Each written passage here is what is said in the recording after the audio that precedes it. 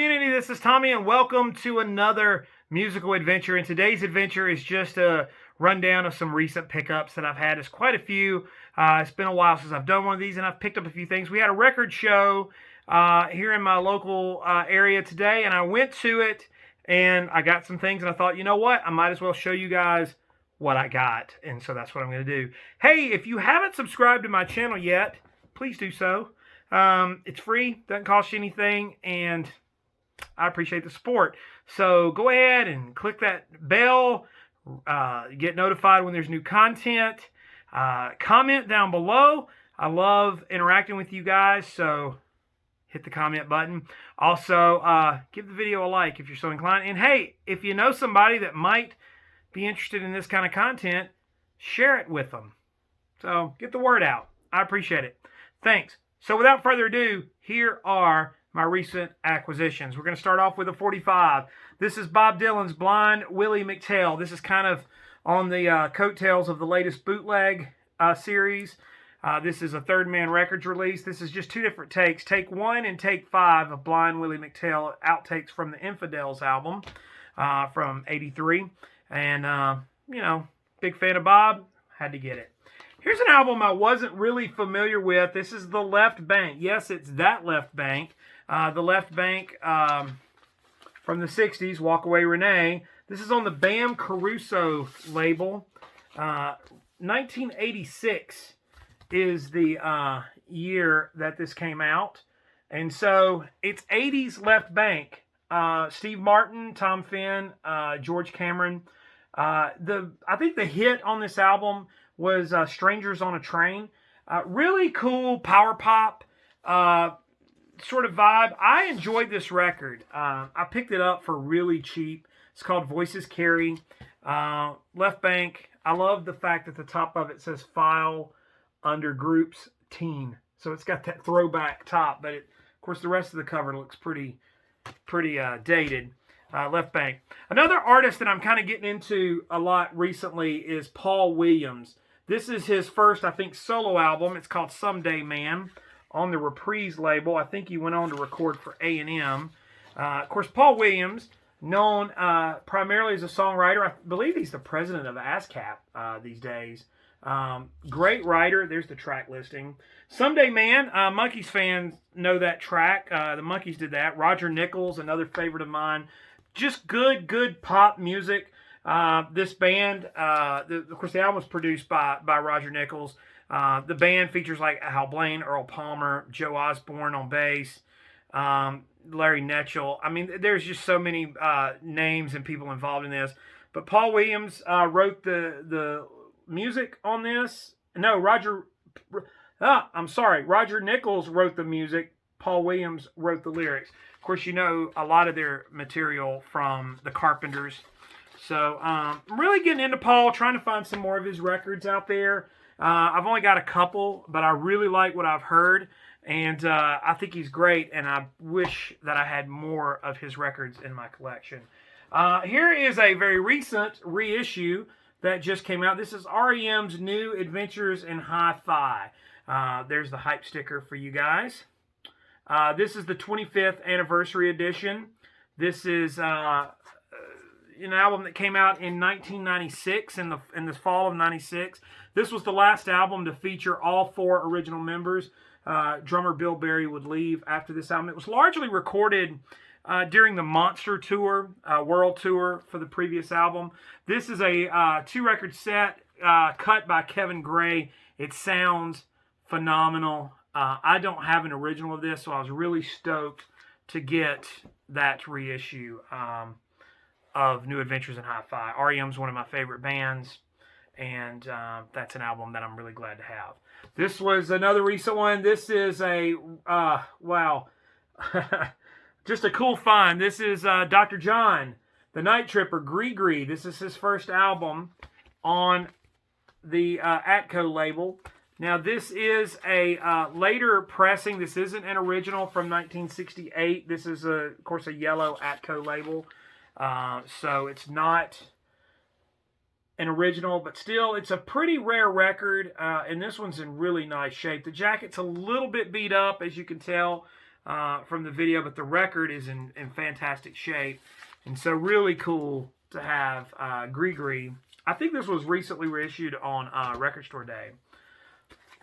Let's Get It On by Marvin Gaye. To me, Marvin Gaye is not Marvin Gaye unless he has a beard. That's just a thing with me. I know people would disagree, of course, on the great Tamla label. This is an album that I've been looking for. It's hard to find copies of this in decent shape. This one is a really nice copy. The jacket's got somewhere a few marks on it and everything. But, as I always tell people, you don't listen to the jacket. You're there to listen to the record. And so, really glad to add this one because to me, the run of records that Marvin did, What's Going On, Let's Get It On, Hear My Dear, and I Want You, and then Hear My Dear. That is, to me, like the perfect run of Marvin Gaye. And so, it's really cool to have that one in. Buddy Holly, For the First Time Anywhere. This was previously unreleased, sort of the unadorned versions of some Buddy Holly tracks that were released. This is a later pressing. This is an early 80s MCA Records pressing. One of the reasons I was kind of drawn to it is, A, it was a really clean copy. You can see the liner notes by Mr. Steve Hoffman, and some of you read the Hoffman forums, so pretty cool. But this was cut by Kevin Gray, who was working with Steve Hoffman and MCA at the time. So it's nice to see KPG in the dead wax, and it sounds phenomenal, like anything that Kevin Gray does. So very cool record to have. This is an album that I did not own, and most of you are going to gasp and go, ooh and ah and all that. Supertramp's Breakfast in America. And so my good pard Ross, hi Ross, he felt like this is an album I needed to have, and so he sought to remedy this by finding a copy. Now, the funny thing about this album for me is my friend Sean also. Hi, Sean. We were talking about this, and like, yeah, it's a common record, and probably most of you have maybe multiple copies in your collection. But it's funny, when I decided I needed a copy of this, funny enough, I couldn't find it. So this became like a kind of a joke, like, wait a minute, this is this. I've always kind of thought this was a common record, and obviously not. It's been pressed several times. This is a newer pressing of this record, so this is not an original. But Ross found this in Arkansas, I believe, at my friends at Arkansas Record and CD Exchange, and he picked it up for me because, like he said, I needed it. And so, thanks, Ross. I listened to it the other day, and I do like it. Of course, I was familiar with a lot of it. It's just one of those albums that you just kind of know. But anyway, Supertramp's Breakfast in America. All right, now I'm going to close out the video, keeping it short, hopefully, with the stuff that I picked up today at the record show. Now, just a side note, just walking around, and I didn't do a whole lot of just heavy-duty digging today. For one, I can't afford it. But two, it just going through and giving a cursory glance, and maybe I've kind of been, because of COVID lockdown, and I've not been out as much as I had been before. But I mean, records have gone up in price. And I'm going, and I knew that, so I'm not like totally shocked. I'm like, duh, most of you are going, duh, Tommy, obviously. But, man, there were some records I saw in there where I was like, really, they want that much for this? Like, you know, a few years ago, this record would have been about $8 to $10, and they were way high. And, of course, I know when you go to record shows, people are bringing their primo stuff. They're bringing the top of the line. They're not bringing the cheapos. But I did manage to pick up a few things. I don't think there's anything in here that's going to be like, you're just going to be blown away by. But it's stuff that I needed, and so I was glad to get. One being Johnny Cash at San Quentin. Now, one of the reasons I was drawn to this one, this is an album that just never, to me, I see copies in good shape. They're usually really beat up, and the jackets in particular are just horrendous. This one, really nice. There's some light ring wear, but not nearly as bad as I've seen it. I mean, this cover just begs to be completely, I mean, it's in one piece. There's no seam splits on it. So it's a really, really nice copy. And so I was glad to get that one. This was a record that was still sealed. I unsealed it because I think records are meant to be played. This is Don Nix, Hobos, Heroes, and Street Corner Clowns on Enterprise. Oh, you hear that crack. It's a gatefold. Don Nix was in the Marquees. He released a few albums. This one is of interest because this was recorded partially at Apple Studio, of course, also at Muscle Shoals. A lot of really cool people. Larry Nix mastered this record. Some great names on here. Furry Lewis, Klaus Vorman, Wayne Perkins, Steve Smith. You guys know I love that Smith Perkins Smith record. Larry Raspberry. Just some different people. I've not heard this record. I don't know anything about it. I've seen it out and about. But this was a really cheap price, and for a still sealed copy, so I know it's in good shape. I popped on that. Probably one of my finds of the day that I'm really happy about, still in the shrink here, the Shacklefords. Until you've heard the Shacklefords, you ain't heard nothing yet on Mercury Records. Now, what is the deal with the Shacklefords? Well, those of you that follow my channel, you know that I'm a huge Lee Hazelwood fan. See the Roses sticker on there? And Lee Hazelwood was one of the producers and writers on this album. Here's the black Mercury label. The Shacklefords were kind of a pseudonym group. So this is a big Lee Hazelwood record, and really cool to have a copy. The Shacklefords in the record collection. Here's one. Some of you may go, who? What? Mark Hurd. Mark Hurd was a great songwriter and singer out of Macon, Georgia. And really never had the career I felt like he probably deserved. I'm showing you the song titles there.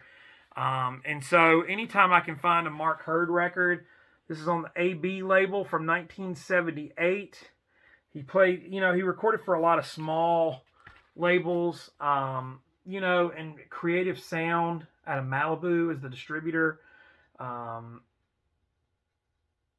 Anyway, Mark Hurd, I'm looking forward to getting into this. I don't know anything about this album, so whatever. So glad to have it.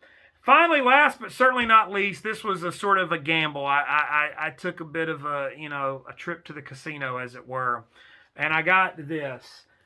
Get the Knack. Wait a minute. Get the Knack? Really, Tommy? But here was the thing. This record, this is an original. It was still sealed. And so, for what they were asking for it, and just the fact I thought, you know what, I'm going to gamble on it and hope that maybe it's the elusive double Wally. And so I opened it up, of course, and it is not a double Wally. Now, it is in great shape.